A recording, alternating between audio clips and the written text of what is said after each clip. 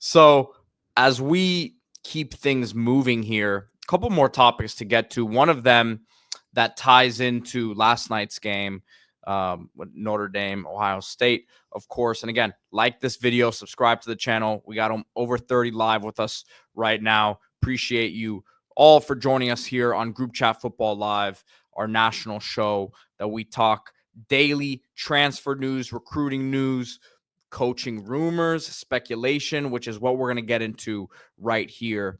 And that is Al Golden, someone you mentioned. D, we're here in South Florida.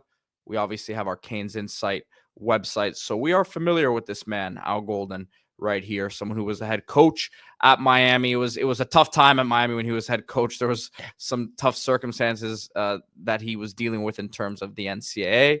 But we got a good look up close at, his abilities.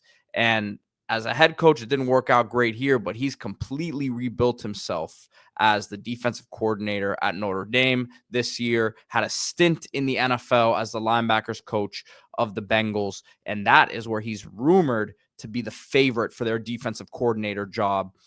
And anytime a guy has the opportunity to make that leap to the NFL, especially in today's day and age of NIL, we understand the type of coach that Al Golden is, very much about the principles, and came in here with a code, a book 300 pages. You're going to have to refresh my memory on what he called that thing. But basically he's an old school football coach. And I think that the move to the NFL, on top of, having an amazing season this year at Notre Dame and wanting to capitalize on that just in his career, I think this move kind of suits him well for how the way the college game is trending. Yeah, I think most college coaches, if they had the opportunity in the NFL, that's where they would be, just because of the calendar, some of the difficulties with NIL, the portal. It's just, to them, if they're going to deal with all the money stuff, they'd rather be at the professional ranks and not have to recruit as much. That's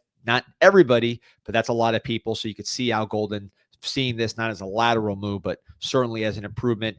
Coach was Zach Taylor at the Cincinnati Bengals, so the familiarity is obvious. 55 years old. So the thing with Golden, we've followed him for a long time, of course, being in Miami. It's interesting. He was at Virginia as a defensive coordinator and really did a phenomenal job. Gets the head coaching job at Temple. That team was also built on defense. Goes to Miami as the head coach, brings in his friend Mark D'Onofrio, and defense was really the reason why he ended up getting fired at Miami, because they had some pretty good offenses and they had a lot of talented players on defense that got drafted, but their defenses were perennially some of the worst in the country, some of those underachieving groups in the country. When he left, that defense immediately got a lot better with Manny Diaz. It jumped from the hundreds into the top 10 with the same players that Golden recruited, which were good players, but put in a scheme that fit them better. Now, upon reflection, I think one of the things with Golden is the type of defense he wanted to play: bigger players, more physical players, more assignment sound players, maybe guys that can handle a lot mentally and don't need it to be so simple because they do a lot of different things. Didn't really fit at the University of Miami, where you have smaller players, faster players, more explosive players. You want to let those guys rip. You don't want them thinking about a million things and slowing down. So it just wasn't a fit, and it really hurt the defensive performance of the Canes. Goes to the NFL, has experience there, also spent some time with the Lions, goes to Notre Dame, and you look at the numbers this year, I mean, just totally off the charts in terms of 14.3 points per game, second in the nation. That's for points allowed.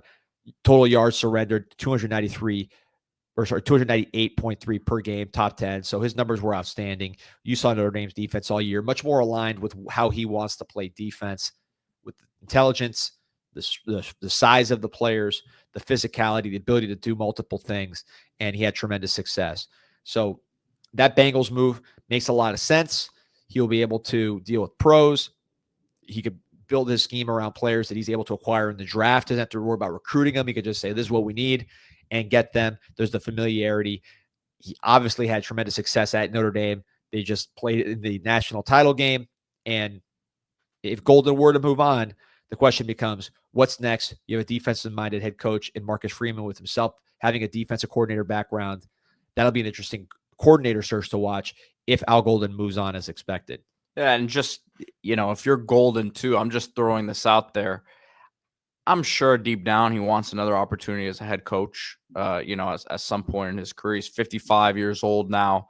I think the way it ended at Miami, he sued Miami, and if I'm not mistaken, that I don't even think that lawsuit is completely settled yet. So I think that the college aspect of that might be tough. But if you go in and you fix the Bengals defense, which obviously with Joe Burrow on that side of the other side of the ball, like you feel good about the offense and what they're gonna do. If you can fix that defensive side of the ball and like have one of the better units in the league, and the Bengals have a resurgent season, he puts a couple seasons together.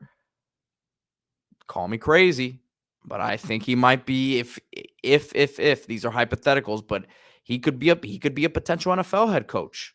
Yeah, maybe that's a better fit without the recruiting. Knowing what we know, I think it might be a better fit. Yeah, so look, kudos to him for turning around his career. I think it's interesting that he didn't have a head coaching job from when he got fired in 2015 to right now. We're heading into the 25 season. Doesn't look like he'll be a head coach anytime soon. That's a full decade without being a head coach. That's a long time. I know he's a younger coach, but now he's getting into his upper 50s. I guess younger coach kind of runs out at that point, but we gave it to Bob Diaco yesterday. He looks great.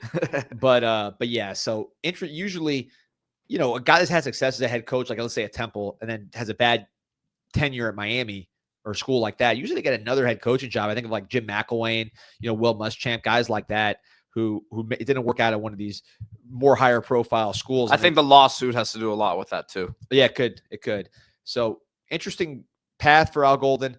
If he does leave to Cincinnati and you're the Notre Dame Fighting Irish, you're very happy with his tenure. And I think you're confident that you'll be able to keep it rolling with a defensive-minded head coach in Marcus Freeman, still having a tremendous influence on what you do on defense. You got great players like Moore.